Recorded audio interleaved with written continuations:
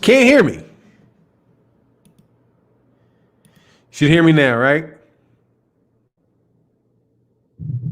Can't hear me. Got it. Hear me now, right? All righty. Let's start all of that over again. Salute to the hardcore boxing fans in here. Yes, sir, because that's what we are. We are the hardcore boxing fans. And we're going to talk some boxing today, and some of y'all are not going to like what we talk about. Oh, you're going to like what we talk about because you like to talk about it, but you're not going to like what we got to say about it. Floyd Mayweather Jr. Day is official today. Floyd Mayweather Jr. gave one of the best rambling-ass speeches that I've heard in there's been a lot of rambling speeches that I've heard in my life. That was one of the best. Floyd Mayweather Jr. is the truth, okay? He is the truth. I loved that press conference. I know Floyd probably annoyed a lot of people by talking that long, but my thought was, look, dude, what Floyd is saying is more important than what Gervonta Davis is doing. Everybody wanted to rush him off the stage. I was like, do you not hear what this man is saying? He is absolutely positively laying down the absolutely unadulterated truth. This dude goes in about belts, all the different weight classes, the belts, and dude, and how you actually like how can anybody be a champion when everybody's a champion? Got into the pound for pound. And how these people that are supposed to be on the pound for pound ain't on the pound for pound. Dug in Vasily Lomachenko's chest and told the truth. Dog, you can't compare Vasily Lomachenko to me or Muhammad Ali. We didn't lose our second fight. That's a lot of hard truth Floyd was throwing out there. Just straight up. And I know why you keep, man, listen to what the man's saying. I was thoroughly impressed. I always teeter-totter with Floyd between, damn, this dude is freaking genius. Like, hey, could I say it a genius, or does he just know a whole lot of shit about boxing? Dude, he literally covered the technical aspect of boxing all the way through the business of boxing, but he was just jumping from place to place. It was wonderful, man. I absolutely loved it, dog. Absolutely loved it. But Teofimo Lopez, we'll talk about that, man, because I think there's a lot of people that are just losing their mind out there. Okay. This guy came, you're listening. I know you're listening. Okay. Because you're a fan. I don't have a lot of fans.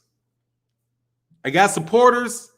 I got people that I like to talk to, but a couple of y'all are straight up fans. Like, you want to impress me. Don't try. Okay, just be yourself. Dude, you don't have to try to act smart and say stupid shit, because when you act smart but you say stupid shit, you just are saying stupid shit, but then annoy somebody because you acted smart while you said the stupid shit. Okay? Teofimo Lopez is not anywhere near a bigger star than Gervonta Davis is. There are no numbers that bear that out anywhere on the planet. Okay, it's a ridiculous argument to make. Please stop getting ahead of yourself, because that's when people really do start turning on Teofimo Lopez. Because you're trying to give him everything when he hasn't earned it. And that's just the truth. Vasily Lomachenko is somebody that got a lot of stuff he didn't earn, like a championship shot in his second fight. Nobody deserves that, man. Nobody. They're not the greatest fighter in the history of mankind deserved that. Unless, that is, you were fighting in the late 1700s in Great Britain, where, where a big fight was, 100 people, a couple hundred people gathered 15 miles outside of London. Unless you're talking about that period of time, dog, it doesn't exist, man.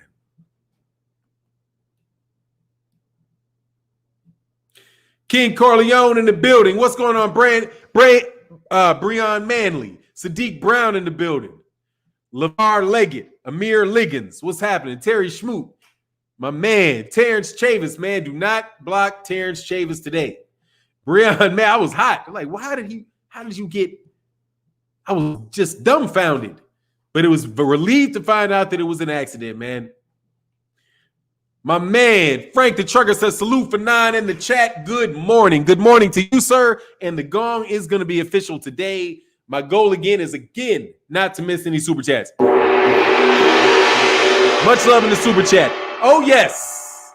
We will get to Bud. And Errol. Yes, we will. But I got to get on Vasily Lomachenko first as people come through the door. Okay? Then we will get to the Terence Crawford, Errol Spence Jr. conversation about the pound-for-pound list, which my opinion, dog, we've got to do away with. Somehow we've got to get rid of respecting the concept of a pound-for-pound list.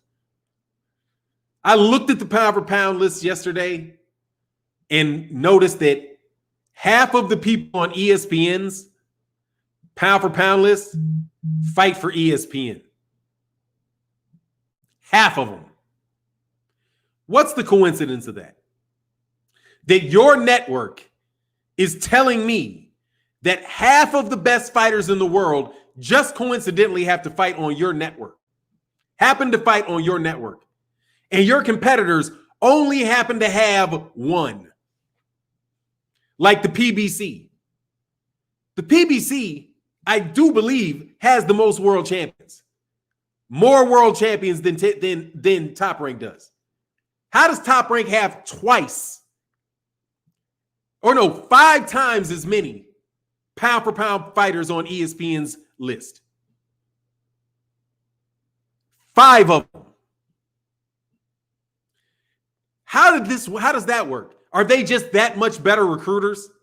Like, they just get them all, right? Like, Top Rank gets all the great fighters. It seems like is the story you're telling me with your list. And then I looked at how to listen because, like I said, I paid attention to it yesterday. And I thought about it. And I don't always think about dumb shit. But I decided yesterday that I would think about some dumb shit. And I went over to the top ESPN and I noticed that Jermall Charlo, not Jermell Charlo, got a vote from somebody on a pound-for-pound list. And I was like, then I looked, I stopped, and I thought. I was like, hold on. Tim Bradley is on here. And so is Andre Ward. And Andre Ward did not vote for Jermell Charlo to be a top 10 pound-for-pound fighter. Now, I know somebody just stole my video. So when the video's done, I know you stole it. Okay? Fucking thieves. Okay? You about to steal it. So I would have done the video, but somebody else is going to steal it before I get a chance to get done with this live stream. However, I noticed, and I'm sure somebody else that will be coming out with a video soon will have independently noticed that neither Andre Ward nor Tim Bradley voted for Jermell Charlo, Gervonta Davis, or Gary Russell Jr. for the pound-for-pound list. How is that even possible? How is that possible? I'll tell you how it's possible. They didn't have the option to vote for him. It's the only way. None of them voted for him? How does that happen? How does it happen that Andre Ward thinks that Jermell Charlo is not as good a fighter as Estrada? Do you believe that Andre Ward actually believes that? That Gary Russell, that Juan Carlos Estrada is better than Jermell Charlo, Jermall Charlo, Gervonta Davis, Gary Russell Jr., Sean Porter, Danny Garcia, and I'm naming people that I wouldn't put on the pound-for-pound list. And you think that if given a free choice, that Tim Bradley nor Andre Ward would have found any of those guys on their lane, and they would have thought about Monster Inoue? What's the chance that Andre Ward, since he's been voting for that for several years, really believes that Monster Inoue is better than all of those fighters pound for pound? That does not jive with his explanation of what a good fighter is. Because I've listened to Andre Ward talk about the importance of defense. Monster Inoue doesn't have any of that.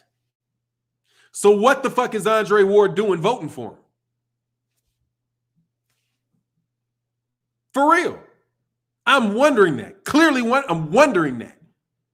What does Andre and Tim Bradley think that Monster Inoue has that Gervonta Davis doesn't have? I would love to hear that explanation. What is it that Juan Carlos Estrada has that Jermell Charlo, Gervonta Davis, Jermall Charlo, Demetrius Andrade, none of them have that. What is that special something that Estrada has? You think Andre Ward really believes that Gennady Golovkin is a pound for pound better fighter than Jermell Charlo? Maybe. Maybe he's just not seen Jermell fight. You know, maybe that's the explanation for it. Well, the explanation more than likely is he doesn't have the option to vote for them because they give them a list of people to vote between. Here's your ballot. We have nominated fighters for you to consider. And then you vote for the people that you have the ability to consider. Right? Isn't that how elections are fixed? They give you the option. They give you the options to pick from, and you pick them. But you don't get the option of Gervonta Davis, Jermell Charlo. Because I have a hard time believing that all those guys, all of them believe that Monster Inoue is better than all of the fighters in the PBC. Listen to what ESPN is telling you. And Andre Ward and Tim Bradley are voting on. Look at their votes. Look at their votes. They did not vote for any of these fighters. How does that happen? If you're really being asked who the best pound for pound fighters are, because I now have experience asking people who they think the best pound for pound fighters are. And guess what? There are things that names that pop up on lists that nobody else would have thought. I just have a hard time believing that you people that are voting for that list are being honest. If you think nobody in the PBC except for Errol Spence deserves to get a vote for the pound for pound, except for Jermall Charlo. Oh, he managed to get a 1. Hey, Jermall got 3. We're going to head and throw him on the also ran list. They got a couple PBC fighters on the also ran list. Dude, that list is full of shit. It's not authentic. It's not real. It's not anybody's true opinion of who they think is the best fighter. So please stop trying to use it as some way to sell fighters. Right? Because isn't that what they do? They take this vote that cannot possibly be a real vote. Otherwise, somebody would have voted for Gervonta Davis. The motherfucker's name is in rap songs. That's when I was saying, that's why I was taken back that the people, that this person came to me saying that Gervonta Davis needs to get his weight up and accomplish something before he fights Teofimo Lopez. See what a pound for pound mention will do for you in the minds of idiots?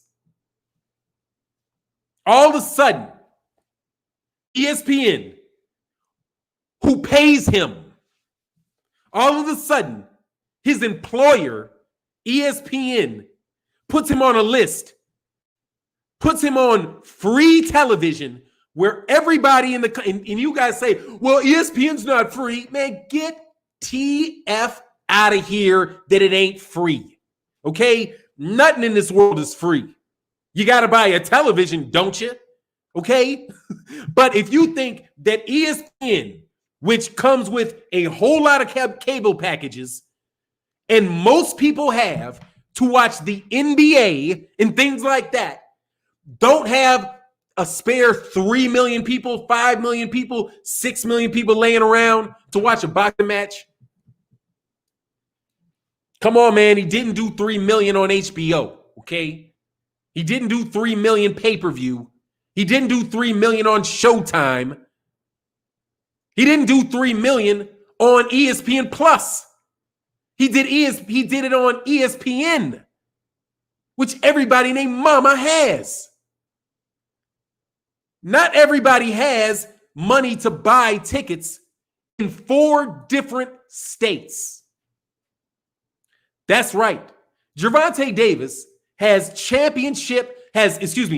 sold out arenas in 4 different states. Think about that. Think about it. Think about it. Who's bigger? Do you know what they used to say about, one of the things that repeat something that Bob Arum used to say? And I think he said it about, I don't know which fighter he said it about. It might have been Oscar De La Hoya. But he said, we were selling a pay-per-view and it was doing really well until you hit the Mississippi River, and then we ran out of Mexicans. Now, despite the fact that seems like some really super shady shit to say, it points out the fact that his fighter could not sell past his geographic area, heavily populated with Mexicans. So he could sell out in Dallas. They could sell out, they could sell out in different places, but they couldn't sell out or have them in the East Coast. That's not a problem with that is not a problem with Gervonta Davis. And quite honestly, his shit's amazing. It's amazing. It's like I almost don't want to believe it that it's true, but it's true. He sold out in every section of the country, with the exception of the Midwest.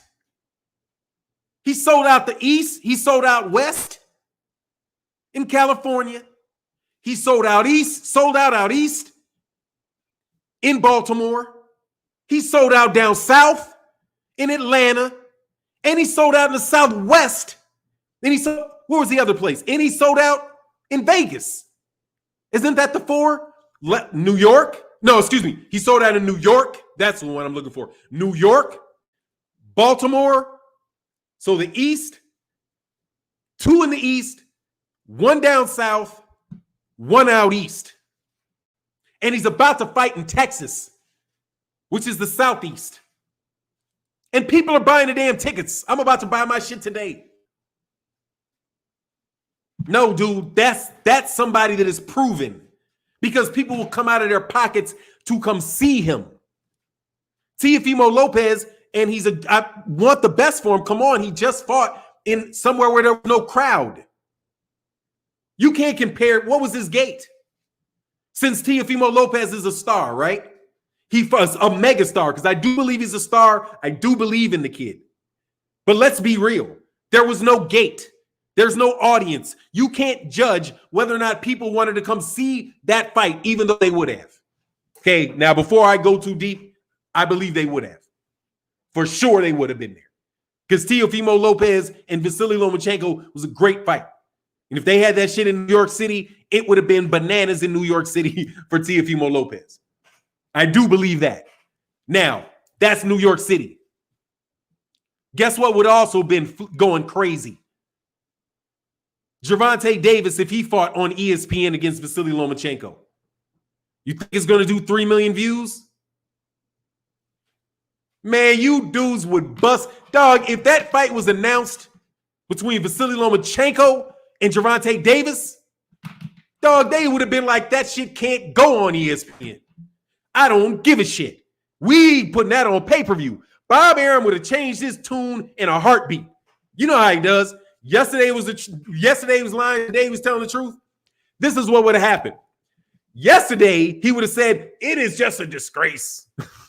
It's just a disgrace to have people ask people to spend their hard-earned money in these hard times.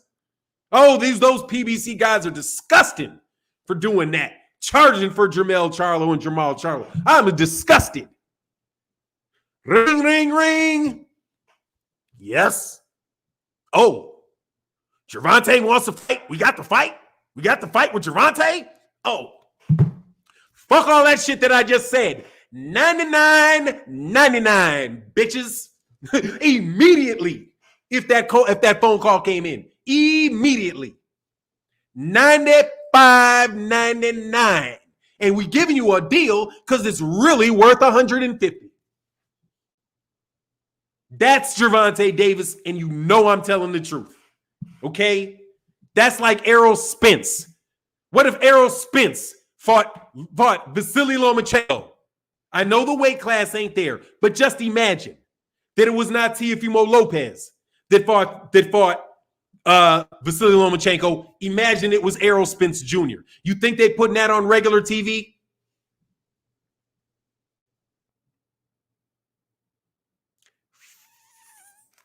No, they are not going to put that on regular ESPN. Not going to happen. You know why? Because Gervonta's a star. He's a star. You know what I'm saying? I like how Black says that. He's like, Javonte, Tank Davis is a star. He is. When I can go down a street and I hear, shot shooter like Javonte Davis, I was like, so what did he just say? Rewind that. Heavy hitter like Javonte Davis. Heavy hitter like Javonte Davis. Heavy hitter like Javonte Davis. Heavy hitter like Javonte Davis. I think I've heard that shit 10 million times in gyms. Okay, I know I ain't been there 10 million times, but I know how many people heard that rap line. Heavy hitter like Javonte Davis. How many people you think heard that song? What is that, the baby? Baby or the baby? One of them baby motherfuckers, one of them kids with a shit load of Instagram followers, okay? Millions of them. He's hip-hop gold, okay? I don't like hip-hop, but let me give you a clue. They make a shitload of money over them parts, okay? You ain't fucking with Gervonta Davis when he's walking in with Baby or Dub Baby or any nigga named Baby, okay? I don't care. They could be like ugly baby, pretty baby, you know what I mean? Dumb baby, smart baby, whatever baby rapper that shit is that these people buying all that shit from, dog, he's riding with Gervonta Davis. Teofimo Lopez can get there, though. Fight Devin Haney. Fight Devin Haney and and get your boy from Cypress Hill to come out and kick. You know what I mean? Maybe you should get, what's that dude's name that looked like the Joker? What's that dude's name look like the Joker from New York? Tekashi 6ix9ine. Get Tekashi. Is that Tekashi 6ix9ine? I don't know these names. What's the red, like, look like Bozo the fucking clown? Get Bozo the clown to fucking wrap you up. That shit'll work. You know what I mean? But nah, dog, just stop. All is trying to build people because of what he did. It's a good showing, okay? But it doesn't get you out of the fight. It does not get you out of the fight with Devin Haney. It just does not, okay? It does not. But I loved what Floyd said, man. Let me get some of these. So I'm going to go check because I know Floyd dropped the hammer. Oh, my God. Beautiful.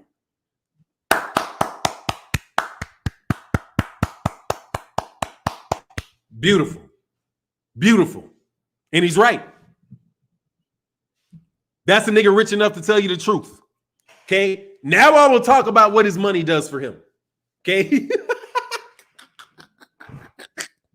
That's why I said it's Floyd Mayweather Jr. Day. I'm going to give him his love today because he deserves it. First of all, he walked in there like a boss. Like, man, shut the fuck up, everybody. I don't give a fuck about this workout. Motherfucker, I'm Floyd Mayweather Jr. Let me tell you what you need to be thinking about. Nigga, shut up, I pay the bills. Shut up, fix the lights. I was loving it, dog. And then he just kicked it and told the truth. All these sanctioning fees, how many belts can there be? Gervonta Davis is a champion at lightweight. That's the truth. He said it. He's like, he's the champion at lightweight. Especially if you take the franchise champion and make Devin Haney a secondary champion, then so is Gervonta. So not only cannot Teofimo Lopez not be undisputed because of Devin Haney, he wouldn't be undisputed because of Gervonta Davis. But then again, let Floyd say he want to make that fight. Bob Arum would be screaming tomorrow. Bob Arum would be like 95, 99. How much can we charge for it? You know what I'm saying? Immediately. Please do not get stuff out of whack. But we can. It's 12 o'clock hour now. It's the 12 o'clock hour.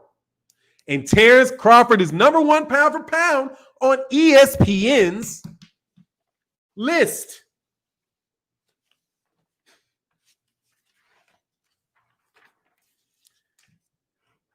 You came to your senses? All of a sudden you realize the talent of Terence Crawford and you want to celebrate him as the best fighter in the world? Thank you, ESPN. Thank you guys that voted. Thank you so much. Or was it because your hype job got thrown off and you didn't have no choice?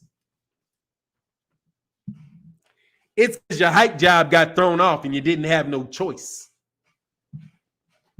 You had to put him there. That's how black people get to the top of those lists. When you have to put him there. When there ain't no other question, you can't avoid it. He's it. Is when you put him there. And no time before. So thanks for the acknowledgement, I guess. But I am not impressed, which is why I do not care about those things. You cannot tell me that they didn't know Terence. That's just like you can't tell me Andre Ward and those guys don't believe that Juan Carlos Estrada, who I think that's his name, the little itty bitty ass dude that lost to, that his claim to fame is that he beat the guy that beat Chocolatito. Chocolatito was a fucking hype job. Okay? Roy Versailles was not some world beater. No, he was not. It's just amazing how you inherit. It's like they think that the pound for pound stuff can somehow be inherited. Oh, well, Winslet, I am going to try to say his real name. Roy Versailles beat our number one Chocolatito. So Roy Versailles must be great. No, it could be that Chocolatito wasn't shit like people told you. And they don't have no defense. And eventually when he runs into somebody that hits harder than him and can take his shots, he's going to lose. You know, because boxing is hit and do not be hit. Kind of like your boy Monster Inoue. You cannot tell me that a 95-year-old Nonito Donaire can lay upside that dude's head like that. And y'all still got him at number one, number two pound for pound. It was Nonito Donaire, man. Nonito Donaire is older than Andre Ward. He's not actually, but you get my point. He's old. He's worn out. He got lucky to get the belt because the guy that he was fighting threw his back out and never had to fight again. Does anybody think, how did Nonito Donaire wind up with the fight of Monster in a way where Nonito Donaire beat him up, cut his eye, and almost got him out of there? Well, how did Nonito Donaire get the fight? See, we don't do that, right? When we evaluate these things.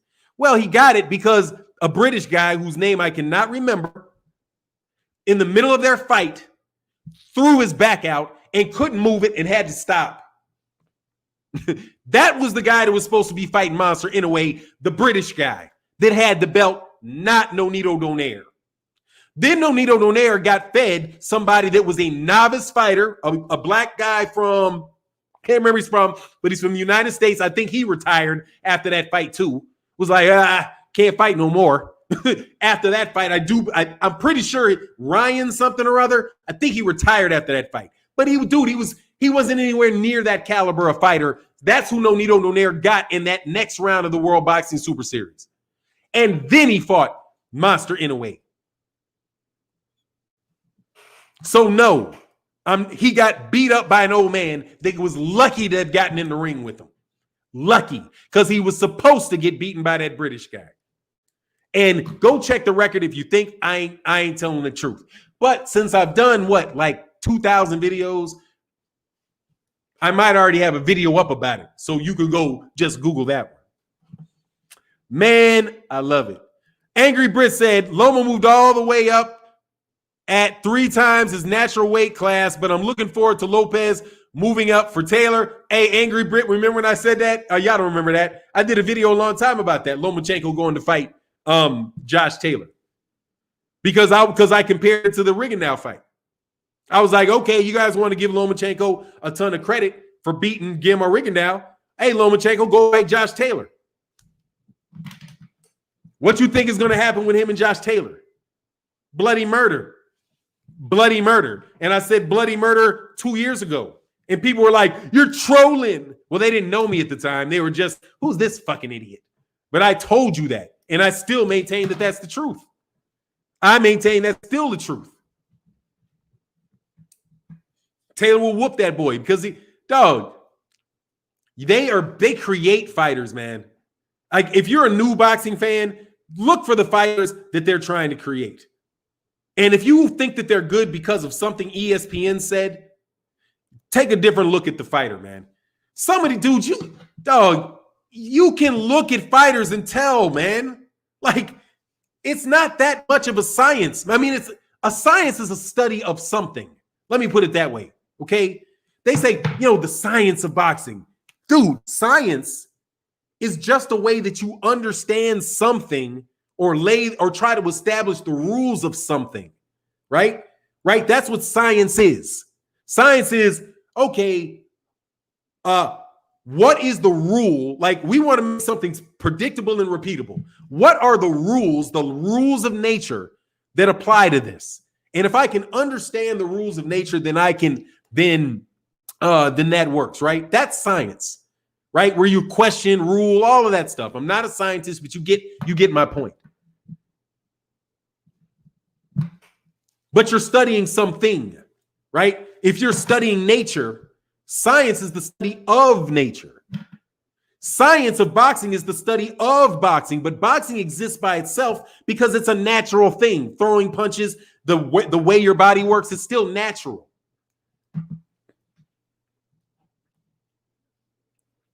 You should be able to see when somebody's a good fighter.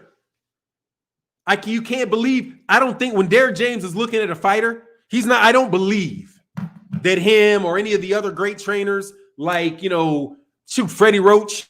I doubt very much, and Freddie Roach, any of these trainers that look at fighters that pull out a notepad and a check and say, I like his jab, he needs to turn over that more. They're going to be like, dude, they look at what the guy's doing and they make a judgment based on everything. You can tell a good fighter when you see a good fighter. Let me explain it that way because somebody was like, I don't understand. Look, do you have to see when you see a beautiful woman, do you have to look at the color of her eyes, then the color of her hair, and then her dress, and then make a calculation, based on all of those different factors to see whether or not you're attracted to her or not? Or do you look at her and you be like, damn, that's a bad chick right there? Yeah.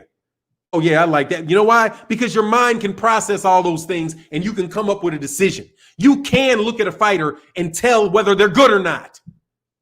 And you guys just keep acting like you can't tell with your eyes. What do you mean I can't tell with my eyes? I'm looking at Jermell Charlo. I've been saying Jermell Charlo was good way before I saw him with Rosario. He still looks good. He just continued to look good. Lomachenko looked, and I told you, he looked robotic. And that is what Floyd Mayweather Jr. said about him. He looks robotic. And see, that's another thing. Because sometimes you guys forget about all this. Gervonta Davis, Lomachenko was ducking. Gervonta Davis was ducking Vasily Lomachenko. See, what y'all forget is that it was Vasily Lomachenko that was talking shit about Floyd. And he said something that sounded like he wanted Floyd to come out of retirement. And I remember it because I did a video on it. I was like, he just called out Floyd Mayweather Jr. and Floyd Mayweather Jr. has been retired for years. What is he doing? Then Lomachenko switched it up and said, no, I was talking about this protege. I meant to, you was talking shit about Floyd, homie. Because Floyd said you was robotic. That's what he said. He's like, he's a good fighter, but he's robotic. Now, Bud, because I know that's what people want to get to. Because Lomachenko don't sell. I'm messing with you. But Bud does. Gregory X said, Fannon, there you go with that truth shit again.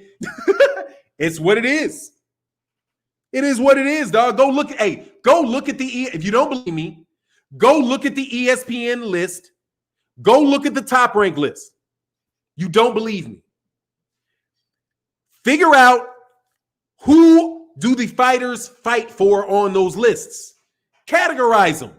On ESPN's list, put ESPN fighter, Showtime fighter, Fox Showtime fighter, DAZN fighter, right? Then go look at Golden Boys and look and see how many are on DAZN, how many are on ESPN, and how many are on the PBC, the combination of Fox and Showtime. Do you know what you will find? That only one person from the two networks, PBC, Showtime, and Fox, are on those lists. And none from Showtime.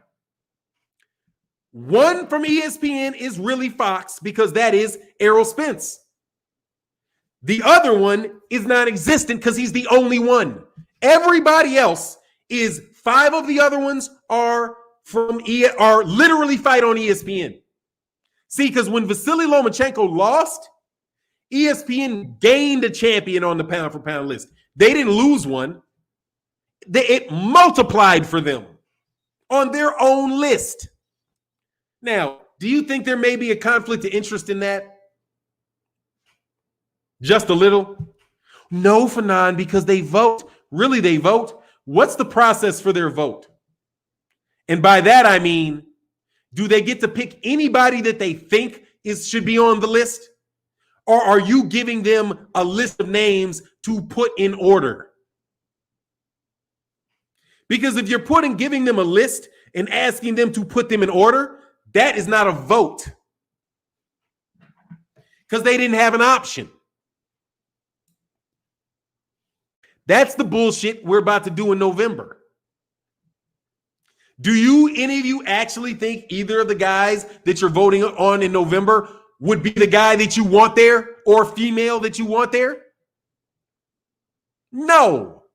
If you polled everybody in the United States and said, do you really want this person there?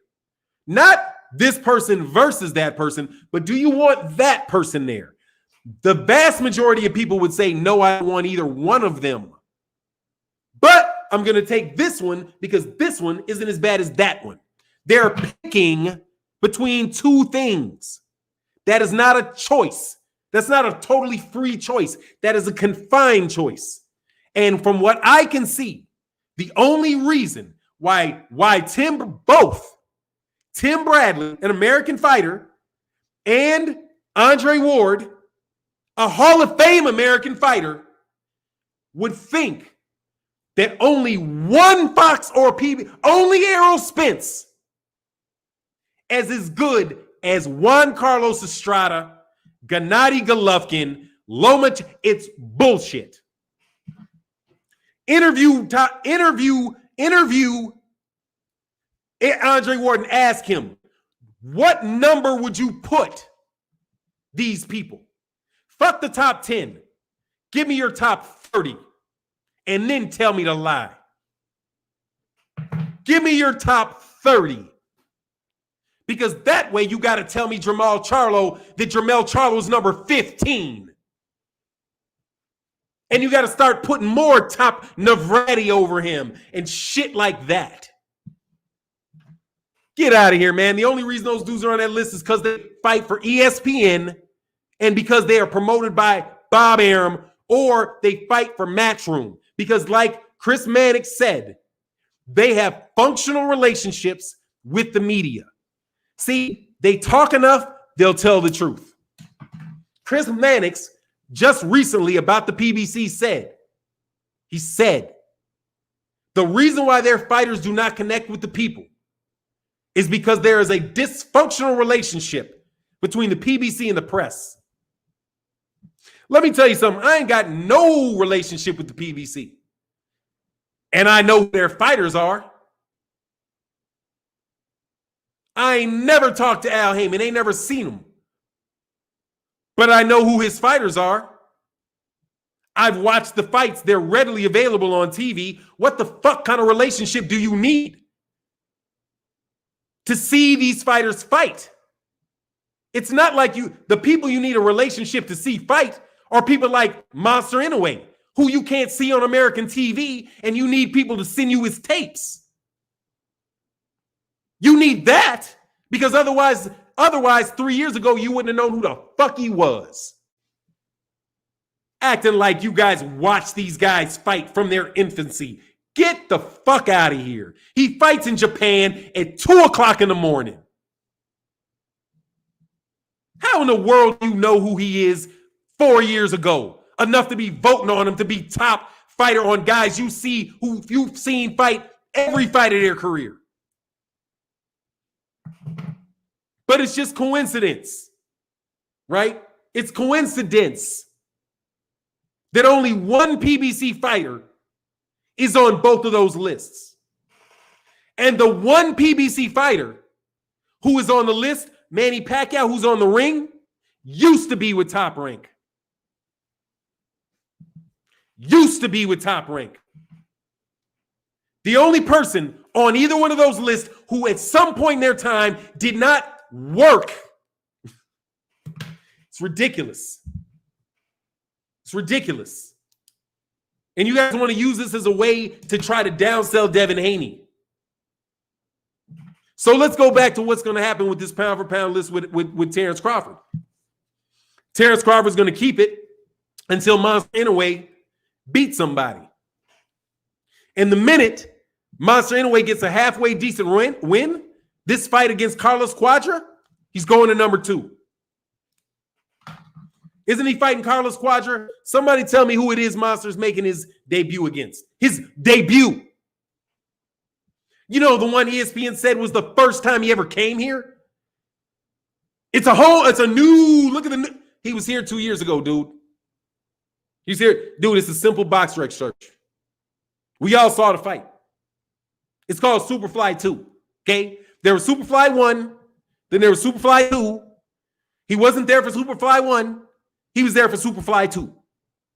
And on Superfly 2, HBO flopped so fucking bad that they got rid of their boxing program on the back of Monster Inoue's American debut. The same shit show you're going to try to run over at ESPN. You literally are running ESPN is literally running a HBO rerun in our faces. Same people that all used to be HBO fighters are now all on the pound for pound list. Amazing. How many people? Let's see. Canelo, HBO fighter. Terence Crawford, HBO fighter. Right? Terence Crawford, Canelo Alvarez, HBO fighter. Monster Inoue was fought on HBO. Gennady Golovkin fought on HBO. Same crew, man. Juan Carlos Estrada fought on HBO. Oh, Andre Ward used to fight on HBO. Tim Bradley used to fight on HBO. This is HBO 2.0. Nobody's as good as them. I'm waiting for their Gotti list. This is such a rerun. Dude, Bob Arum, dude, get out of boxing. You keep running the same plays, man. And I'm telling you, when people were coming out with videos, and no disrespect to the people that came out the video, it was like, hey, Teofimo Lopez says he's going to fight Devin Haney. You remember when Sean Porter answered Errol Spence and said, yeah, I'll fight you after the Danny Garcia fight. And then when he got in the podium, he said, hey, man, if the fight don't happen, it wasn't me. That's what Teofimo Lopez is about to do. Hey, man, if the fight don't happen, it wasn't me. Wasn't me.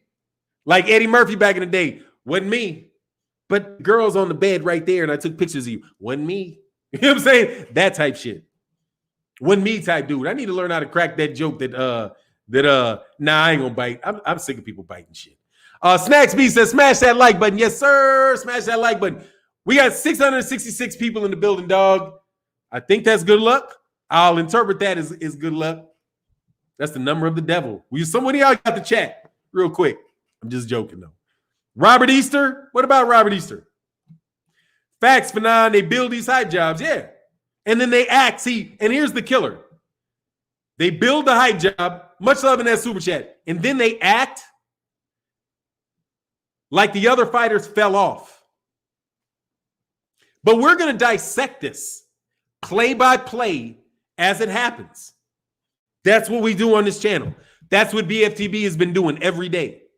You just break it down as they come along, and you just keep talking about the play, and you keep making these dudes have to do different things. Because I'm going to tell you right now, dog, after November, we going right back where we were. All this kumbaya shit, nah, I ain't buying it. As soon as that dude get up out of office, they're going to be right back to doing the same shit. Okay? Same shit. And Top Rank ain't stopping. And the whole joke is you guys are acting like it ain't like him, like these people being black ain't got nothing to do with it. In the United States of America. Like, this is the thing that gets me. Like, you all will tell me something's wrong with me when I remind you that boxing exists in the United States of America. And we have been talking and people have been acting like they believe that systematic situations like this are real. Then why wouldn't systematic situations like this exist in boxing? What I'm explaining to you is systematic racism in boxing. Systematic. It is predictable. It is repeatable. It is predictable and it is repeatable. It has been going on since 1900, before 1900, and it is going on today. It's the same thing. But it's never bad until it passes. Which is why I have no patience for people who want to talk about history, but don't, and the sufferings of people in the past, but act like it's not happening right now. Gary Russell Jr. is easily as good a fighter as Monster Inoue. Where is his celebration in the media? I'll tell you where it is. It's in the bank account of the media members. It's in the bank account of the media members that will not be honest about how good a fighter he is, because you guys want to constantly act like we can't believe our own eyes. In what other situation would you hear people giving you explanations that basically break down into do not believe your eyes? Believe what I wrote on this piece of paper. Believe the statistics, okay? Don't look over there. Look right here on this piece of paper. It says his connect percentage was 67%, and this guy's percentage was 42%. And it says, look at the combined records of all of the, look at the paper. Don't look at the fighter. I'm going to look at the fighter and say, nah, that horse's teeth is rotten. Oh no, look at my paperwork. The paperwork says this is brand new. You know, no, this horse you're buying is no older than a year. Look at the birth date. But then why is his back dipping? Why is his back dipping? And why his teeth look really, really long? And he looked like he about to die. If this piece of paper says he is a top quality horse and I should be able to put him in a fucking Kentucky Derby. He looked like a gelding to me, but you're selling me the paper says thoroughbred. My eyes say gelding. I'm going with gelding. I don't believe he's got a anymore, and I don't think I'll be able to put him out to stud because I don't see nothing down there. Okay, no thank you, I'm not buying. You all want to me never to listen to how many people will tell you this. Try this out as an experiment if you're a new boxing fan. say he looks like a better fighter to me. Like Jaron Ennis looks like a good fighter to me. Have I done a 15-hour breakdown on every body mechanic of Jaron Ennis? No. Like I never did for Michael Jordan. I knew Michael Jordan was a great basketball player the minute I saw him play basketball, and I am not an NBA player. And so do you. You know a good fighter when you see it, but they convince you that you don't know when you see it, that they have to tell you who it is. And it's never the guy. It's very rarely the guy that looks the part, that really looks like it. But it's my imagination. Wait till next year, Junior. People used to tell me this about all the time. Remember when y'all, somebody's in the chat will remember this. Around the time of I think it was Trayvon. But it was one of us, right? And people were like, Fannon, why won't you talk about this? Why won't you talk about this? What do you think about this? Aren't you up in arms about this? My answer was, and it's maintains to this day, I expect it. What you see on my face is that something that I expected happened. And that's a radically different look than somebody that is surprised. Okay? I explained to you why I won money on that fight. Vasily Lomachenko versus Teofimo Lopez. Because it was in the bit, because I figured after exercising something that is called introspection, and you should try to do it, I tried to put myself in the mind of Bob Arum, and I was like, and of Todd DeBuff and people who are in those roles in Top Rank. And I thought to myself, if I was in this boardroom and we were talking about what product to sell and what we're going to do, what would be the interest of the people in the room? Because if you know what their interest is, you know what the outcome that they want is. And guess what? In BF, guess what? Teofimo Lopez was in their best interest. And I won my money. And it's not the first time. Thank you very much. I steadily get paid off shit like this. Steadily. In fact, it's the only time I bet. It's that serious in boxing. That the only time I feel comfortable putting money on it is when I know what thief is in the room. Because then I know how they're going to steal it. They're either going to steal it because the guy is over the hill and their matchmakers know it, and the casual boxing fan does not know it. They're in the hype thing and in the highlights. They're betting based on the highlights, and Top Rank is matching the fights based on the gym and what sparring partners are saying about what's happening, the age of the fighter, and the increased difficulties of the fight, and the cost and the cost of their contract versus the benefit of renegotiating one with the younger fighter on better terms. You get me? And then I bet on that. And I, 9 times out of 10, get my money. The times when I don't get my money is when somebody like they fuck up and put Guillermo Rigondeaux in there with no Nito Donaire.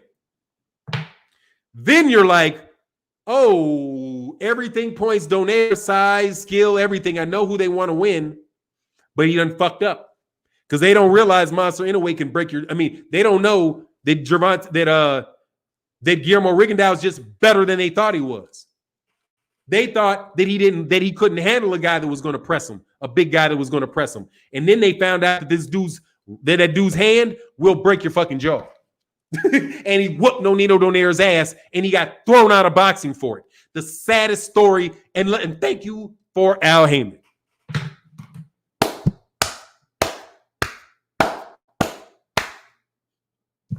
Y'all say what y'all want about Floyd Mayweather Jr. and those guys, but let me tell you what they did. They snatched Guillermo Rigondeaux. They took care of him. They take care of Guillermo Rigondeaux. They took care of Aries Andy Lara. They took care of Luis Ortiz. These dudes deserve credit for that, man.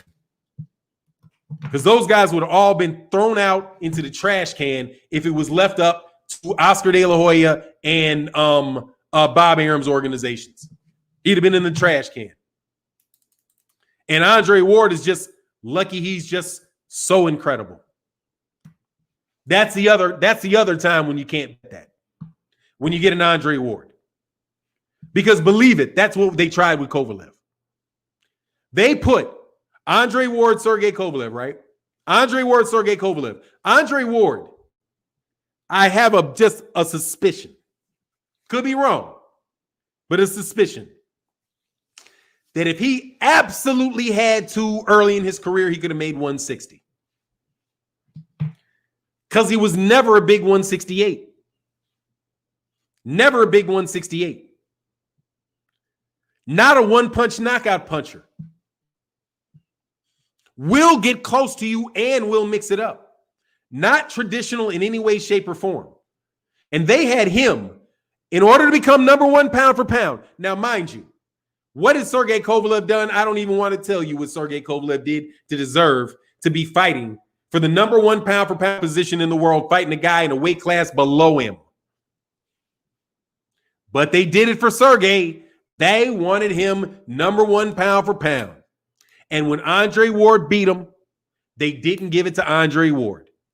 The same people who are out here claiming that they love Andre Ward and fuck Fannon for saying something to his brother Andre Ward, because that's what I think about Andre Ward. Y'all don't get to decide whether or not Andre Ward is a black man or not, and neither does Andre Ward. I know what he's going through because I've gone through it. We've all gone through it, and I hold him in high regard. But he was supposed to be food that day. And the only thing that saved him from being food was that he was just too damn cold. You couldn't beat him. He's just too good. You can't do nothing with it. That's when we get to be number one pound for pound. And never before, not a minute before, can black people be the number one pound for pound. Never until that moment when you can't say anything different. Then Floyd Mayweather Jr. becomes number one pound for pound and not Manny Pacquiao. When there's no other choice to be made. Because that happened to Floyd. Floyd was number one pound for pound without a doubt. And Manny Pacquiao sat upon that list until he got his ass knocked the fuck out by Juan Manuel Marquez. And Floyd, when he came back, then he became the number one. There was times when we were having arguments about why Floyd not being number one pound for pound. They won't even give Floyd Fighter of the Decade in 2000, and there was nothing but Floyd. Boxing was Floyd. And he still didn't get it. But Monster Inoue is number two. Monster Inoue got to where Floyd Mayweather Jr. had to listen to what Floyd Mayweather Jr. had to accomplish to get to number two, where Monster Inoue is right now. He had to beat Gennaro Hernandez. He had to beat Angel Manfredi. He had to beat the drunken master, Emmanuel Augustus, who easily could knock off somebody. Easily knock off somebody. He had to beat Diego Corrales. He had to beat Jose Luis Castillo twice. He had to beat Zab Judah. He had to beat Chop Chop Corley. He had to beat Hatton. He had to beat Ricky Hatton. All of that. He had to beat Oscar De La Hoya. He had to beat Miguel Cotto to be number two. To be number two. Andre Ward had to get through the Super Six to be number two. He had to beat Carl Froch, Mikhail Kessler, not Glenoff Johnson. Did he beat Glenoff Johnson? No, who was that other dude that he beat? All those guys through the Super Six when he was an underdog. He had to beat Kovalev. He had to draw Kovalev to be number two. You guys had a guy 14-1 at number one. And he's been number one for years. He became number one after he beat Nicholas Walters. You can't tell me that's not a double standard. when Andre Ward had to go through a Super 6 to get to number 2. Vasily Lomachenko could lose to Orlando Salido, get a split decision and get dropped by Gary Russell Jr., and beat Nicholas Walters, who came off of a draw with Sosa, to become number 1 pound for pound in the world. You telling me that's the same thing that Andre Ward did to get that same thing?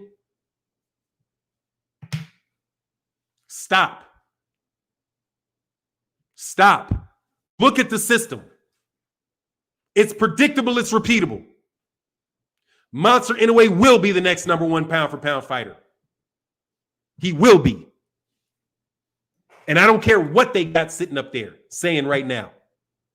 Errol Spence Jr. could beat Danny Garcia. On those guys' lists, he might get to number 4. Maybe. But if he gets dropped or loses 3 rounds, he's dropping. And below Teofimo Lopez. And the argument will be, well, he didn't look that good in his last fight, so we got to drop him. And Teofimo looked better in his last fight. And that will be and that's why I'm saying, dude, we just got to stop believing any of this. Our fighters are very good. What Paulie Malignaggi said was wrong.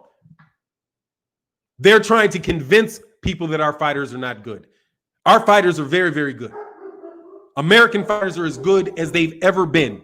And I mean all the American fighters that I'm talking about. Whether that is Mikey Garcia, Jose Ramirez, David Benavidez, Caleb Plant, Teofimo Lopez, Leo Santa Cruz, Abner Mares. Dude, I'm talking second level Americans that ain't got belts, and they still better than most countries' best fighters. You just are trying to convince us, people that people in the United States, you don't need the local product. What you need is this special import stuff coming in. And some of them are great fighters because Manny Pacquiao proved it. But he proved it. When he knocked out that dude, I can't even remember his name. They didn't expect him to win that fight. He didn't come in here. Manny Pacquiao came in here with, what's the guy's name? God, man, I always forget that original promoter's name. When Freddie Roach complained and had him leave this promoter to go to Bob Arum. Because remember, Bob Arum did not bring Manny Pacquiao to the United States. From what I understand, a black man brought Manny Pacquiao to the United States. Because that's who I remember seeing on stage with him. And he fought that African dude and he won. Lawamba, something like that. What's the name of that guy, man? Y'all know what I'm talking about. Light-skinned dude, looked like he in the Nation or something. Hair brushed to the side. Was always in the fights in the early 2000s. What's that dude's name, man? Not Goosen, it's a black dude, man. You guys know who this. Yeah, it was Lawaba. It was Muhammad. What was his first name? Because I don't want to disrespect him by not saying his name, because that's the guy that Manny Pacquiao was signed with when he came from the Philippines here. Murat Muhammad. It was Murat Muhammad. Murat Muhammad was the guy that had Manny Pacquiao. Murat Muhammad was the guy. So Manny Pacquiao wasn't brought over here like a hype job. Once he got here, he lit shit up. He didn't come like Monster Inoue. There was no, the arrival of Manny Pacquiao, his first American fight. No. There was Lawaba and some dude you ain't never heard of, and his ass jumped out there and beat the piss out of Lawaba. He beat the piss out of Lawaba. And then he beat the piss out of somebody else. And then he beat the piss out of somebody else. And they were like, shit, this dude is for real. And then the first time he didn't knock somebody out, remember this? The first time he didn't knock somebody out, Murat Muhammad got done super fucked up by Freddie Roach. Freddie Roach on national TV grabs a pair of gloves, and gets in the middle, gets in Murat's face. These are pillows. These are fucking pillows. The reason that there's not a win is because of you, Murat Muhammad, as a promoter. You put him in here with these pillows. You're the reason that Manny Pacquiao lost. And then magically, Manny Pacquiao winds up with Top Rank. After they and leaves Murat Muhammad. Nah, dude, Manny Pacquiao wasn't built like that, but they're damn sure trying to build Monster Inoue like that. And they tried to, hold on one second.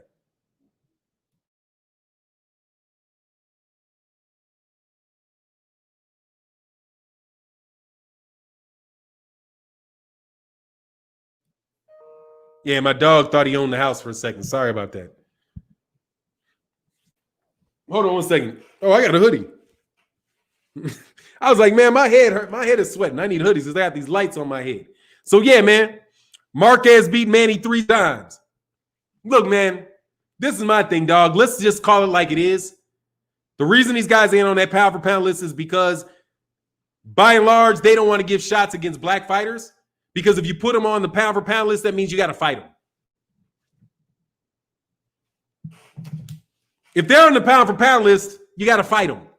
You can't put them on the pound for pound list because that means these other guys got to fight them. If Gervonta Davis is on the pound for pound list, then you got to explain why Monster Inoue ain't fighting him. But the way that they go, he said, don't. I said, don't mute for 9. I be tripping off you fussing the dogs. Yeah. Hey, man, them dogs be bugging, man. I hope Crawford is just like Loma got me. No, I mean, I want Crawford to, because Crawford's not a hype job. Crawford's like Manny Pacquiao. Hey, look, D Joe. So who is your pound for 9? Nigga, where's your money? You giving orders like I fucking work for you. Where's the money? What you mean? Nigga, where's my shoe shine? You would answer, I ain't a shoe shine boy. Right? Or I am a shoe shine boy.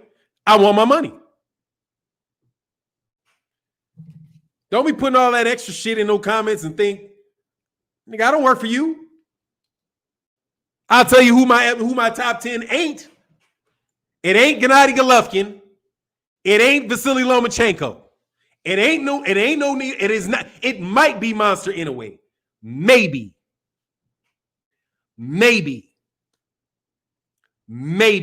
But his ass is nowhere in the top 5. Fuck out of here. He sticks out like a sore fucking thumb. You know what I'm saying? It's like, who? Like, if a boxing fan looks at your pound for pound list and says, who? Nigga, please. You know what I'm saying? I look at pound for pound list and I'm like, who? I do videos every day. I do 4 videos. I do 3 videos. I work from 4:30 in the morning till 10 o'clock at night. That's my work day. 4:30 in the morning to 10 o'clock at night. I promise you, half of that time, I think about boxing. And I have to think, who the fuck are you talking about? Don't act like I'm supposed to know this person. Okay? I'm supposed to know this person. How am I supposed to know him? It's a practical matter. Really and truly. I want to know when you saw the fights. When were they advertised? When did you see them? What channel were they aired on? And what food did you eat when you watched it real time? The answer is you didn't. You haven't. You've looked at Monster Inoue for maybe 30 fucking seconds of highlights, and you're like, ooh, I like what I see. Fuck out of here, dude. With me, I don't have to pretend that I'm a boxing fan. You all have to pretend that you're boxing fans. Okay? There's a few people on the internet. Few. And I'll tell them who they are. Okay? One is a jerk. I love him, but he's a fucking ass. But I respect him. And eventually shit will be cool. However, he can talk shit because he knows the fuck about some boxing. Okay? Boxing librarian over there in the UK. Can't stand his ass. Don't like you, dude. At all. You're a dick. You talk about me poorly. For no good reason because I never did shit to you. But you know you're fucking boxing, dog. You know your boxing. Okay? You know your boxing. I know my boxing. I don't have to convince any of y'all I know my boxing. You know I know my boxing. I know my boxing, so let's not even try to act like I don't know my boxing. I do. And I don't know who the fuck these dudes are, neither do you. Stop lying. And I'm going to tell you a true story about why y'all should stop lying. Okay? Because you look like idiots. To me, because I'm just being honest with you. You can find anybody that knows me in real life because I'm out there now, because dickheads want to put my personal business out. Fuck it, whatever. So people know who I am and you found out. So, Doug, this is who I am. This is my legitimate, authentic personality, dude. I am just as big an asshole in person. This is truthfully who I am. You all are pretending. You're faking. This is not who you really are. You do not love boxing like that. You do not go and read all this stuff. You do not do this. You do not. This is not your passion. You want to make money or you want to get an ego boost. It's not your passion because you're not passionate. People are not so emotional.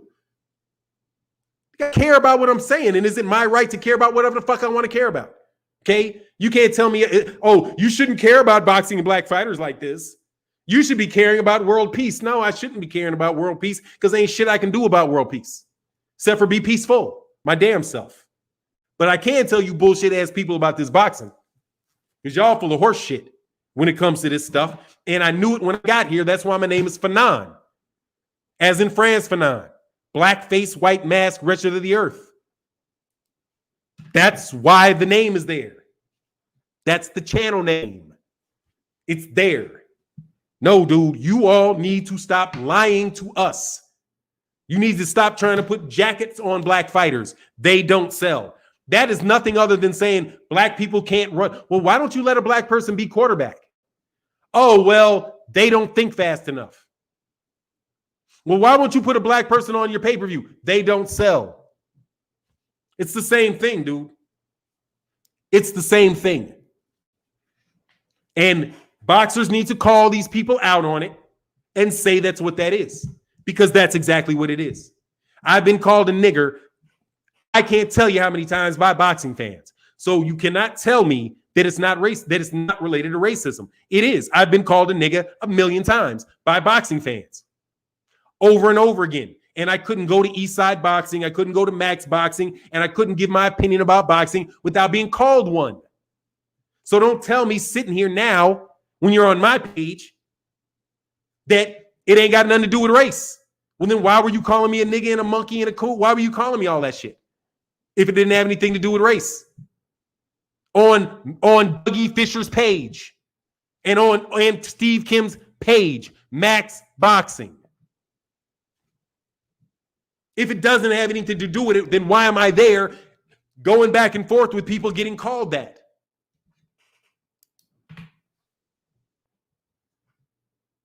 Tell us your top 5 boxers. No, man. Ask a fucking question, dog. D-Mong 813, dude. One more time, dude. Ask me a question. I am kind of like Hannibal Lecter, right? You ever seen the character Hannibal Lecter? In what's the name of that movie where Hannibal Lecter was in there? Silence of the Lambs. Well, if you read the book, do you know what always made Hannibal Lecter eat somebody? They were rude. I hate rude people. I'm not rude. But if you're rude with me, I'm going to immediately be rude with you. I promise you. There will be no period of you being rude to me 3-4 times. You're going to be rude to me the first time, I'm going to eat your ass. And that's just what it's going to fucking be. Okay? So I'm respectful to everybody. Everybody. Nobody can say that they've had a conversation with me and I was not respectful, friendly, and engaging unless they started some dumb shit. And then I go all board right away. Whoop, 0 to 100. Rah. Just what it is. I don't like rudeness, dog. I don't. So if you like to ask me my top 5, I'll give you my top 5. But you're going to have to also explain to me top 5 what boxers? Top 5 that I like, top 5 now, top 5 all time. There's a lot of different ways that you can answer that question. Here's a question. Was the Tyson Fury victory legit? Which Tyson Fury victory?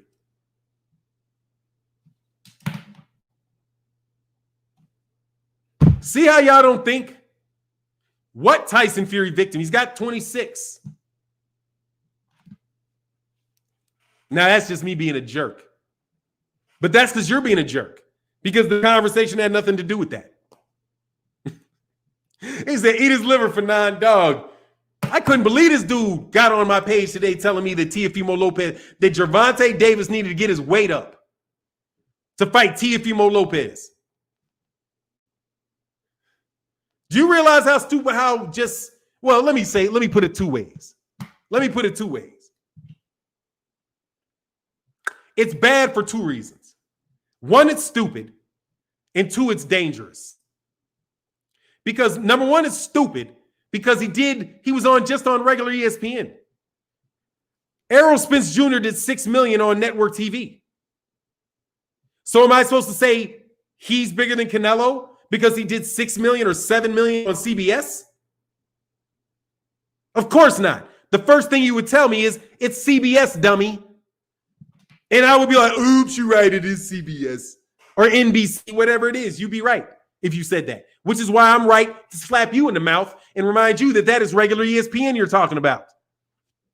So what? Honestly, they supposed to do that. If they were putting on good fights that people wanted to see, they should always be there. It's boxing. There's no reason to be losing to the UFC. Reason we're losing to the UFC is because of the shit we talking about. You're not putting on the best fighters because you guys keep trying to suppress half the talent. It's like you dummies not realize what I'm trying to get you to do? Stop suppressing the talent. If this was the NBA, I would be like, dude, will you please stop putting 6'5" guys at center because their daddy's the coach? Okay? He's a 6'5" center. He's not supposed to be there. You're just, dude, there's a 7-footer right there. He's sitting in the fucking audience. Why do you have this 6-foot guy on the stage? And I'm a boxing fan, right? I'm a basketball fan. I would think that. But in boxing, you don't think that works like that. Dude, people do not believe you when you say these guys are good. You're saying it. They're not believing it. They believe that the UFC fighters are better. And I guarantee you, I can give you the answer, but you're not going to like it because racism works both ways. Racism works both ways. People want to see black people entertain them, dummy. I know this is hard for you to get your head around, but consumers in the United States like to be entertained by black people. Is that true or not true? Just a basic truism.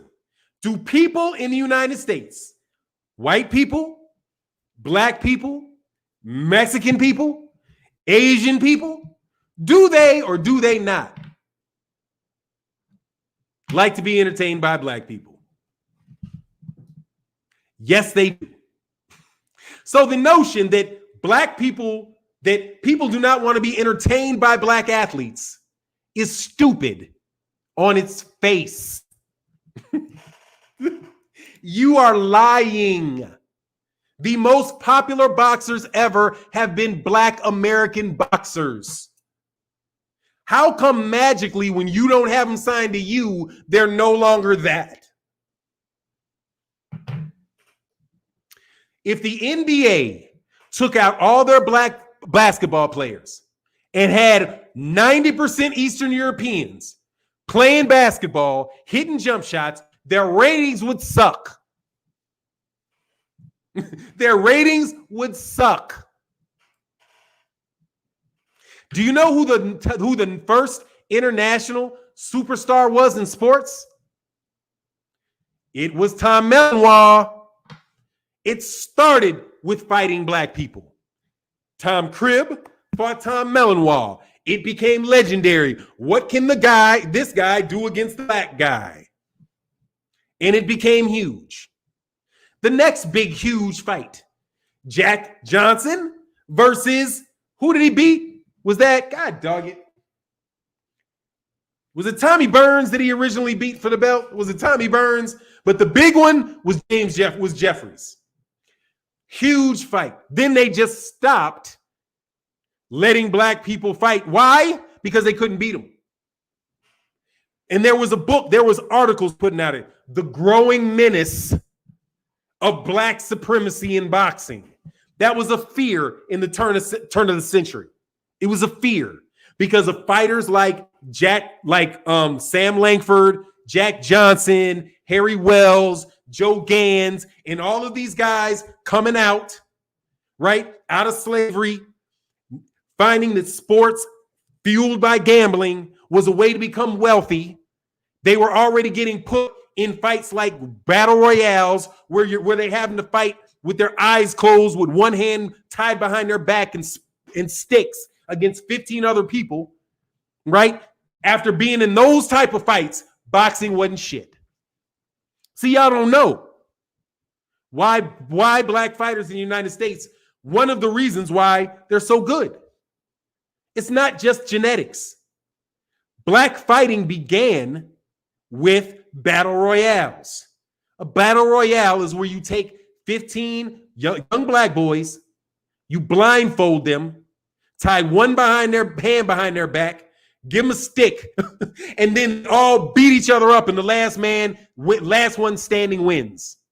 So these guys had to learn how to fight with one hand tied behind their back, blindfolded, or they could die. Do you think learning how to jab and feint and all that shit was difficult? It was like a fucking vacation. So they were like, shit, all we got to put gloves on and, oh, I'll whoop your ass for that. Shit. You know what I'm saying? That's why they got so good. But you're going to act like all of a sudden it disappeared because you want to come up with this imaginary pound for pound list. This imaginary pound for pound list where you get to tell everybody in the world who the best is. And black folk have a very hard time making the list. Just like they had a hard time making the list in everything. Okay? It's just what it is. It's part of being an American citizen. It's part of it. And it is not bad to recognize that that's the case. It does not make you an excuse maker. It doesn't make you a bad person to say, look, man, I don't believe that you are giving these fighters a fair shot. It could be because they're not signed with you. That could be a reason. It could also be whatever. There could be all other kind of accompanying reasons. But what it looks like to me is, seems like they got color in their skin and you don't think that sells. Either you don't want to sell it, you don't want people to buy it, don't know what you're doing. But it seems to me like you're. For now, I know black fighting started with fights to the death, buck fights on the plantation. No. Black fighting started in Africa and in Egypt, wherever human beings were and they needed to fight and have fun. Boxing is natural. Didn't nobody create it, it's natural. Boxing is natural. Basketball is not natural. Team sports like that, that's not natural. Boxing is natural because it's your instinct to whoop somebody's ass if they fucking with you with what God gave you, your hands.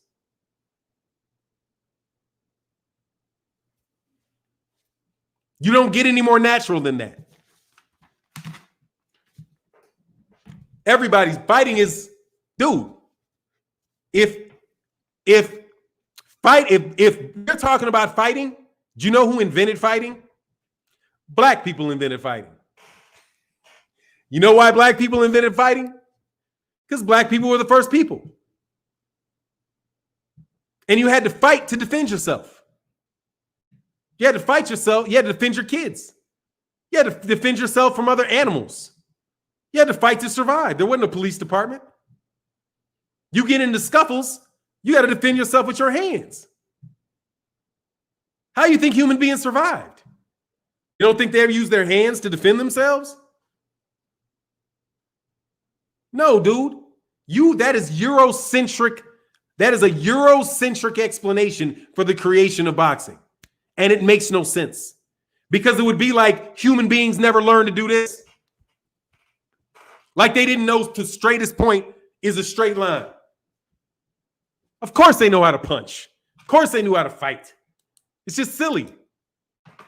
Just like it's silly to say, really, that you got that that you believe a pound for pound list that has half of the people are employed by the company that put the list out. But yet you guys are running around here acting like that's a serious argument. Now, see, what the media is good for is this. Tell me what date the fight is coming out. I don't know that. I don't have that access. I appreciate that information. You guys can let me know when the fight comes out and where it is, because they're great at that. They're great at that. They can tell you exactly where the fight is going to be. They can tell you, mainstream media can tell you exactly where the fight is going to be, exactly when it is. And if they put a mic in the face of a fighter, they can tell you exactly what that fighter said. And you don't have to go to the fight. It'll be right there for you to read on The Athletic or Sports Illustrated. But see, the problem comes in for them when they start to think. When they start trying to, stop trying to give you information and they start trying to convince you of things. Because convincing you of something truly takes honesty and integrity, right? Because if somebody doesn't fully understand all of the information, you're not explaining anything to them. You're manipulating them, right? If I give you half of the information, half the story, and then let you make a decision based on half the information, I'm not educating you. I'm misleading you. So that's the problem. When they start trying to tell you what they think about how good fighters are, they're misleading you. Okay? These guys truly are not fighters. Okay? So you really can't tell me. Quite honestly. It puts the lotion on its skin. Get your ass out here. or it gets the hose again. No, dog. What's going on, El Caso de Paz said, Mayan Warrior in the business. That's what's up. In the building, that's what's up. Nah, man.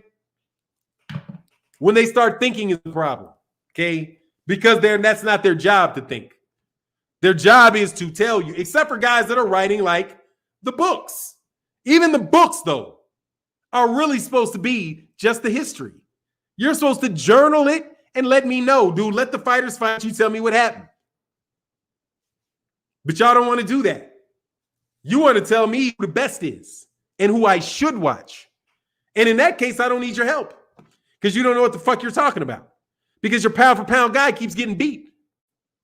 Now, here's something. If you guys are so good and your system is so good, why did your pound for pound number one guy just lose? I would be embarrassed personally if I told you that the best fighter in the world is Vasily Lomachenko and then he lost. You know what should happen to somebody? You shouldn't just tune in the next day and say, oh, well, I wonder who they have there now. No. What you should have said was you had a bullshit ass list. Why did he lose? Because every time you change your list, dude, that means you were wrong. But they want to treat it like it's a progression. No, dude. You all said Vasily Lomachenko was the best fighter in the world, and you are wrong. You are wrong. So why should I listen to you about Terence Crawford when you were just wrong about that dude? You were also wrong, and I do believe Terence Crawford. Don't get me wrong. I think he's just default there, right? He ain't going to stay there. Don't you worry, monster. He's not going to be there long, okay?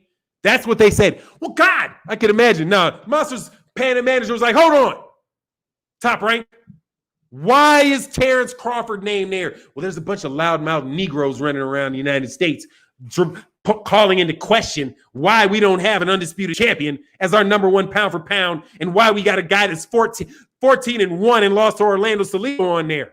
So we got to put him up there for a second. Come on, man. It's a bad optic right now. Just give it a couple months, Steve. Because that's what Steve, I can imagine Steve in a meeting. Come on, man. I promised him years ago that I could get Inouye on number one. I got him on my number one. It's time for him to be number one. We can't do it, Steve. It's a bad optic, okay? We got to wait for him to be Quadras and for them to forget that he already fought on a card that flopped over there on show HBO, okay? We got to run this back.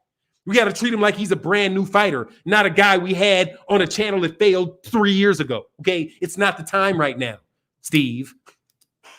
It's not the time right now, Steve. What time is it then? It's time to put Terence on there. But don't worry, okay? If Terence goes the distance, we're going to drop him to number 2 because you're going to knock out Quadras. And if you do that, then we're going to put you at number 1. And that's what it's going to be, okay? So just let you know. Fuck out of here, man. It's just, you guys are just corny, man. You guys believe Monster Inoue is a number 100 pound for pound list for real. For real. Like, for real, for real. For real, for real. Who's the boxer? Let me know who's the trainer that is going to tell me that why he's better than Gervonta Davis. Can somebody in the comment section tell me why he's better? There's nothing better about him, dude. But, all right. Now, I got a lot of heat. Now, what the real deal is going to be this. If Terence Crawford beats Danny Garcia, Terence going to number 2 in my book. Terence is going to number 2. Yes, he is. Because at a certain point in time, dog, what he said, Andre Smith said, not me. What's that? He's not what, Terence Taylor? Oh, not me. Oh, he's going to number 1 for me. I want to see y'all get flipped over in a car. I want y'all to survive an accident like that. Come straight up out that motherfucker and come beat Danny Garcia. Y'all do that, you can be pound for pound number 1, dog. For me, the depth of competition for me is enough at that point. Unless, of course, he has a lot of difficulty, right? If he gets through it and it's a robbery and people are like, and I feel like, nah, he really didn't get it, then maybe I would say, maybe not. But if he goes in there and he's Errol Spence, he's number 1 for me. Because Kell Brook is not going to cut it. Kell Brook's not going to cut it. Not to keep him past Errol like that. No. I probably missed it up. That after Errol Spence would be number 1 pound for pound if he beats Danny Garcia. That's what I mean. I probably did mix it up. The monster's coming out for Halloween. The same day as Gervonta Davis. Watch the lies be told. Watch, I'm telling you, I'm building up my Monster Inoue repertoire. Because I'm telling you, dude, this is some horse shit that's about to go down. That dude is going to be number 1 pound for pound. After what's this? Let me see this. Let me see. What is this dude's name is?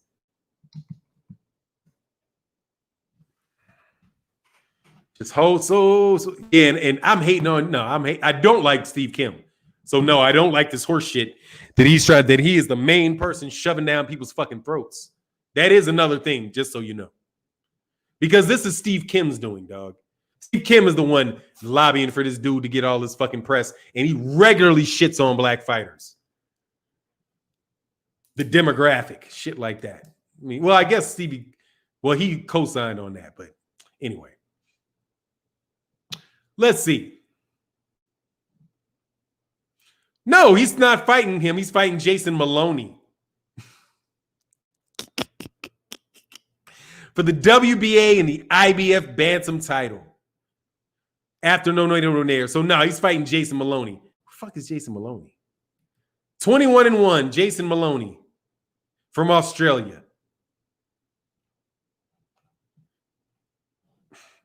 He's 21-18. That means he must be a superstar, right? Whatever, dude. How many times has he fought outside of Australia? That's the first thing I check for. Let me see how many times this 21-1 superstar what is he? Superstar bantamweight that I ain't never heard of before. If he's ever been out of his home country before.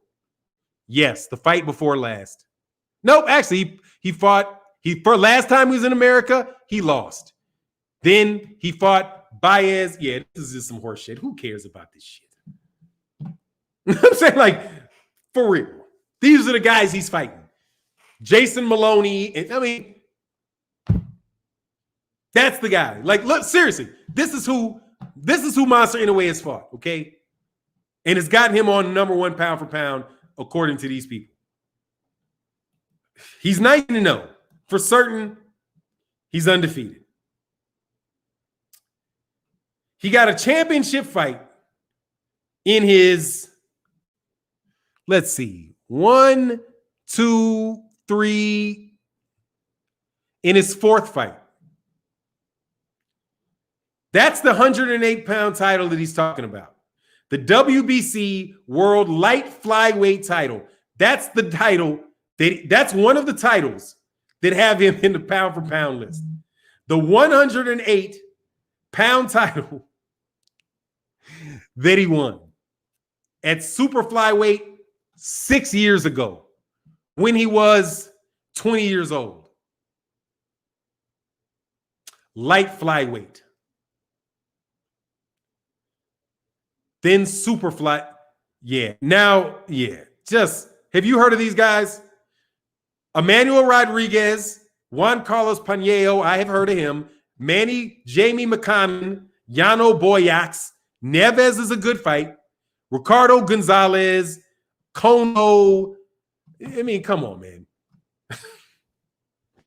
Come on. I can't even fake like I give a fuck about that shit. You know what I'm saying? But those are the guys. That's better than Jose Pedraza. Right? That's better than Jose Pedraza. That's better than Jermell Charlo, right? That is better than Jermell Charlo. This. Let me share the screen. I got to share the screen because it's so stupid. It's so stupid.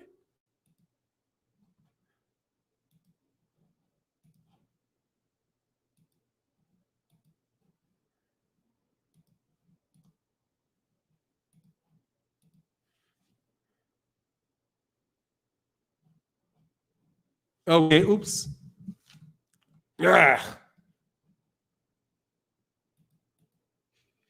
Anyway, I'm not gonna do it. I gotta do it. I'm seriously, this shit's so stupid. It's throwing off my motor skills. I'm looking at Monster Inoue. Monster Inoue beat Nonito Donaire, who's 40-5, at 117.5. Emmanuel Rodriguez, Juan Carlos Pañeo, Jamie McDonald, and Jason Maloney.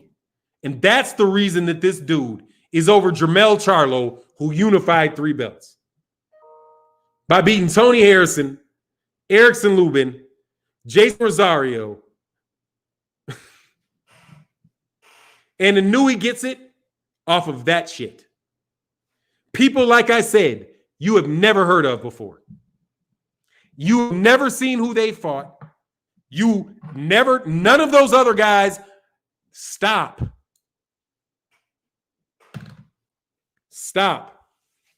And how does that relate? That relates to Devin Haney. Because they will tell you that Monster Inoue is on some other level, different plane of life than Devin Haney. Now, watch. I'm talking about Gervonta Davis, right? But it applies to a lot of people. It applies to Jaron Ennis. Now, you could say, take Jaron Ennis. Now, you could say that Jaron Ennis has not accomplished what Monster Inoue has. That's true. He has not. Lie to me and tell me you think Monster Inoue is a better fighter. Please lie to me, Andre Ward, and tell me you think he's a better fighter, man. I can't believe you believe that. I can't. I think if you say that, you're doing an Isaiah Thomas, okay? And you just don't want Jordan to be the greatest.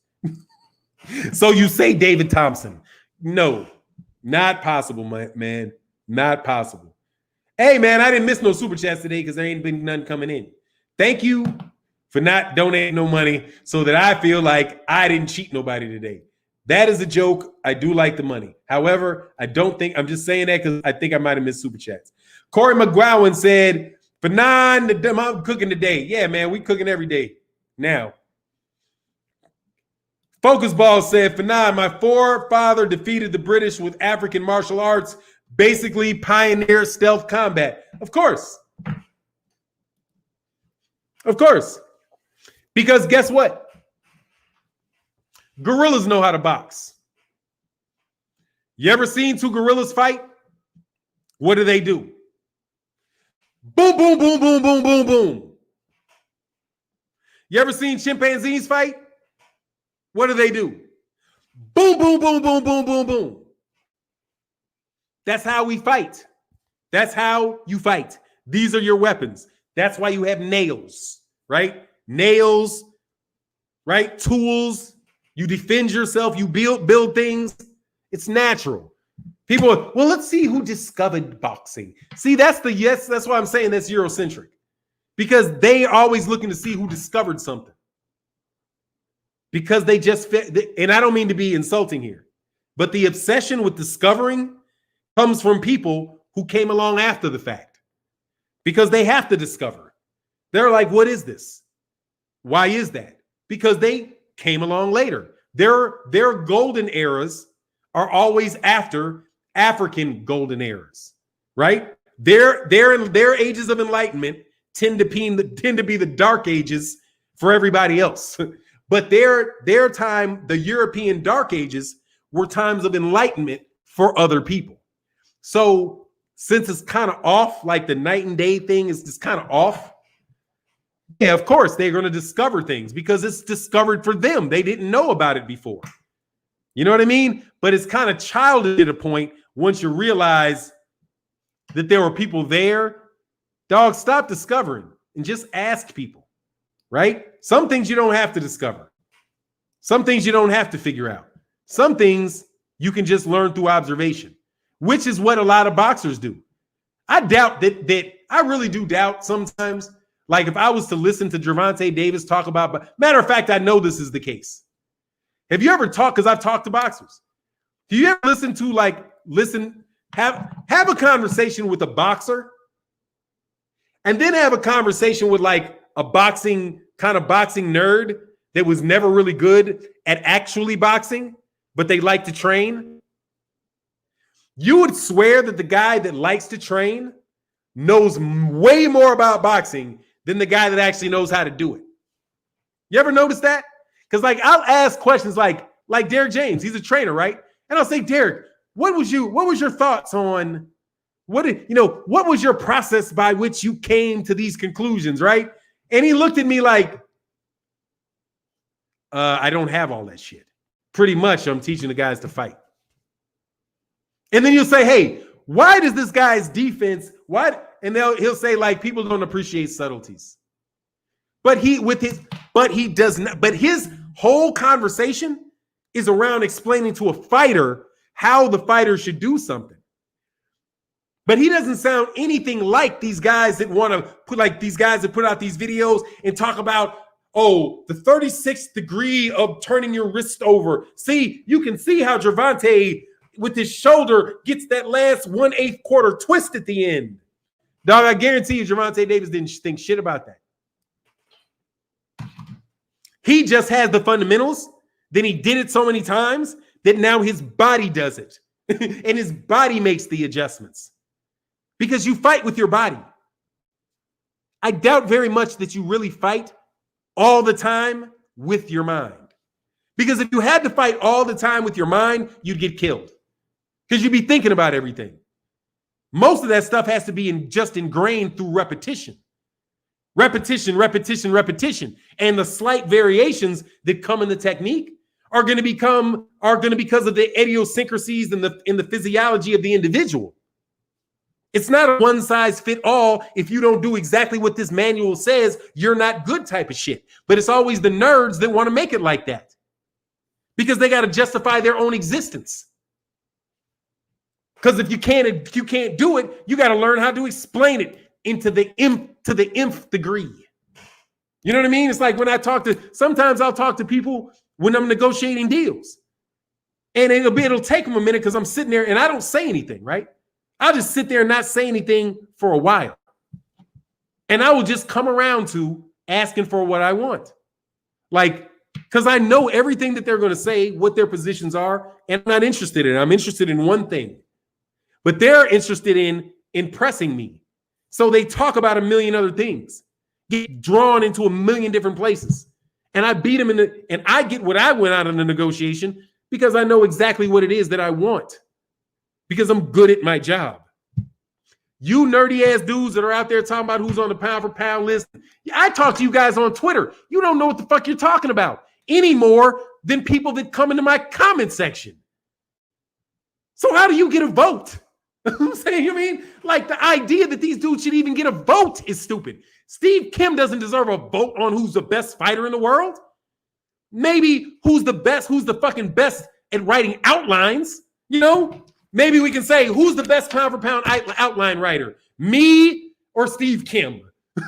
I bet Steve Kim's notes beat me all to hell. Why should he get a vote on who the best fighter is? You ever think about that? Like, why are there media members voting on who the best fighters are? If you listen to YouTube channels who shall remain nameless because they behave like dickheads for no good reason, but I love you, brother. There are only a few people to steal his line, which is so true. There's only a couple people on YouTube that are even qualified to give you an all-time great list. I suspect that there's very few people out there that are really qualified to give you a pound for pound list. You know why? Because you would have to watch all of them fight. And then you would have to watch all of the people that they fought fight. So you can know so you can be comparing apples and oranges. And it would be an excruciatingly long process. If I wanted to honestly give you a pound for pound list based on it might take me 3 weeks to come up with it. Because shoot, I got to watch these guys fight. How can I honestly tell you how good guys are that I've never seen fight? You'll be tempted to take shortcuts, right? You'd have to take a shortcut. You'd have to go listen to what somebody says about him, read an article about him, and what somebody you trust has to say about him. But the problem is the people that you trust can't be trusted because they're being paid to say it to you. You know what I mean? Matter of fact, now I'm thinking that the best thing that a lot of media people could do is have one of those disclaimers at the end of their articles that are similar to like those drug commercials that you're like, this is just now why this is the opinion of the author. It more than likely is going to be wrong in about 60. Nah, they're not wrong in facts. They're not wrong in facts. They just change the tone of the article ever so slightly, where they almost seem neutral, where they really are throwing your ass up underneath the bridge. Man, I've been loving this live streams this week. What is today? Is today Wednesday or Thursday? Man, this week is flying by, man. BG in the building. Much love in that super chat, dude. Thank you so much, man. Let me roll to the end of here you go. Shanoa Ibofani said, teach Fannon and Don. Thank you, sir. We'll keep rolling. Yusuf Fittel said, B1 said, great perspectives. Thank you very much. Subscribe to the channel, then, dog. And follow me on Instagram. Oh, yeah. Carlo Real said kangaroo's box. But you know what that is? It's like who invented speech? And then we got a little bit of time for me to do something like this. Usually I don't like to do it, but I'll do it. Who invented speech? Like, did anybody ever tell you who discovered speech? Not who discovered, like people are always like, you guys didn't even have a written system. You don't have a writing system. I mean, yeah, so savages. They were all savages. They didn't have a writing system. Well, why would they need a writing system?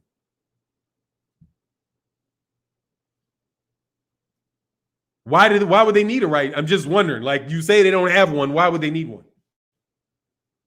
Who are they sending letters to? Huh? The reason that the Europeans had writing systems is because they needed one. They needed one. And if ancient Africans needed one, they would have one. Because they would do it as a result of meeting a need in their life. Okay? Why do I need to learn to read and write? So I can go to work for somebody, homie. Literacy is about employment, homie. It's about employment. They only give a fuck that you can read so that you know what to do, what for them, so that you know exactly what they want you to do when they're not there. Okay? That's what writing is about. That is what writing is about. And hey, don't believe me? In the immortal words of Professor John Henry Clark, there is nothing that came out of that mind that was meant to do anything but facilitate domination over the world and everybody in it. Okay? And I ain't shy about saying that. That's what it's for. When I use this, I am wrapping your ass up. Okay? And writing makes it easy to control and communicate to large amount of people. And why do you want to communicate to them? So that they do what you want them to do. They wrote down what they did. Excuse me. That is a benefit of it, but no. Writing primarily was used to communicate with people. And you communicate things that people need to know. Who knows how to write and who doesn't know how to write? People learn how to write in school. They're not teaching farm hands to write. They don't give those type. Religions did that. Religions had enough time to come together and write down scripts and instructions and Bibles and things for people to do and follow instruction. They care about you being literate enough to take instruction. They're not teaching you to read so you can be free. They're teaching you to rule. They're teaching you to read so you know exactly what to do. So when you're driving down the street and it says stop, you know to press your foot on the gas. Okay? When you are reading a map and it says Chicago and you're delivering something, it tells you where to go. Don't be simple-minded, dog. Don't be simple-minded. People develop things because they need things. And of course, writing's not new. People are writing on walls on the pyramids. It's just a different script. But anyway, right? Nobody creates language. Language is natural. Okay? Just like birds fly, we speak. Nobody developed that. Okay? Nobody. But somebody would claim it. Nobody invented fighting. It is a natural response to your environment. When you're in threat, you don't have to think about it. You start fighting. What boxing did was put parameters around a natural instinct and said, look, we have this natural instinct to beat each other up.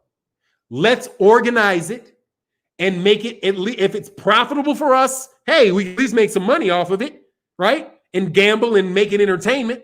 And we get to settle the beef and you guys don't kill each other. Right? That's what boxing was. And that's what it still is. We argue. If we're not going to argue with each other, dude,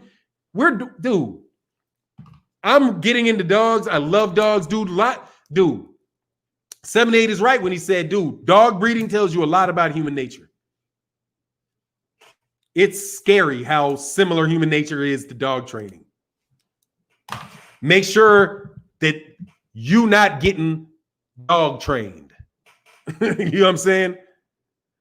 Said claim they discovered trees too. Wouldn't surprise me. Oldest pyramids in North and South America. Nah, I thought that the oldest pyramids are in South Nile Valley, below Egypt. The oldest ones are not. No, the ones in Egypt are older than the ones in South America. But the ones south, the ones upriver, which is south because the Nile runs downriver because it runs south-north, from south to the north. The oldest pyramids, from what I understand, are the ones south that are south. Or what do you call it? Not upstream. Upstream from the ones that are in the more in the what do you call it? The Mediterranean area, you know, the Egypt and all that shit over there by the Mediterranean Sea. Yeah. But anyway, said I sent a super chat a while ago. I don't know why it just popped up now because YouTube is just acting super crazy these days. Super duper crazy. Man, but look, man, hey, thank you guys because y'all, now I know. Hey, thank you guys for the support. If y'all ain't following me on Instagram, get a damn Instagram account. Oh, I got an announcement too. I got office hours, okay? I'm going to, with Instagram, I have office hours. So if you leave me your questions, if you're a patron and all that, when I have the full announcement, I'll do that though. But anyway, man, let me go check, just make sure. I don't think I missed any super chats. If I did, for sure, man, much love to everybody in the chat. I think I'm going to roll out here about 2 minutes early. Thank you guys for everything that you've done. Actually, Jupiter B said he just sent one. Let me make sure that I do that. I'm going to read the super chats. Then make sure you guys go over to KQKC coming up after that. Check out BFTB. YouTube Studio. Gotta love YouTube Studio. And I'll check. Let me check. Jupiter B said, Leo, a 4-division champ, 1 loss, avenged, never knocked down. If he was top ranked, he'd be pound for pound. Better win on paper than Loma, in my opinion. Oh, for sure. Dude, Teofimo, I mean, Leo Santa Cruz would be on the top pound for pound immediately upon going to top rank. Immediately. Soon as he signed the paper, they put him on that shit. It's concocted. But anyway, much love to everybody in the chat, everybody in the super chat. Make sure you go check out a great live stream later today, man, and keep it moving. And with that, I'm out. Peace.